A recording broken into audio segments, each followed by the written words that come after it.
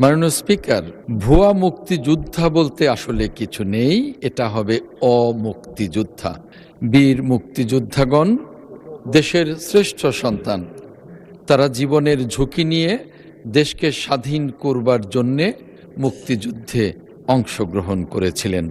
কিন্তু কিছু সুযোগ সন্ধানী ব্যক্তি রাষ্ট্রের কিছু অসাধু ব্যক্তির সহায়তায় মুক্তিযোদ্ধা না হয়েও নিজেদেরকে মুক্তিযোদ্ধার তালিকায় অন্তর্ভুক্ত করে রাষ্ট্রের সুযোগ সুবিধা গ্রহণ করছে।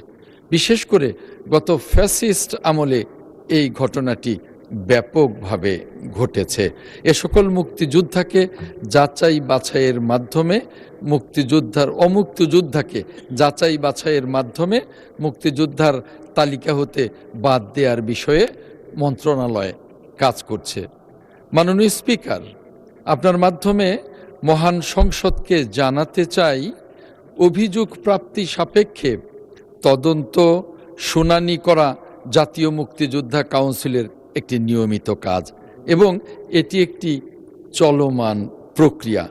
জাতীয় মুক্তিযোদ্ধা কাউন্সিল ও মুক্তিযোদ্ধা বিষয়ক মন্ত্রণালয়ের অমুক্তিযোদ্ধা হিসেবে কোনো অভিযোগ পাওয়া গেলে জাতীয় মুক্তিযোদ্ধা কাউন্সিলের সদস্যদের সমন্বয়ে গঠিত উপকমিটি কর্তৃক তদন্ত শুনানির মাধ্যমে যাচাই বাছাই করে অমুক্তিযোদ্ধা প্রমাণিত হলে গেজেটে বাতিলের সুপারিশ করা হয়। ইতিমধ্যে আগস্ট 2024 থেকে মার্চ 2026 পর্যন্ত সারা দেশে 481 জনের গেজেট বাতিল করা হয়েছে।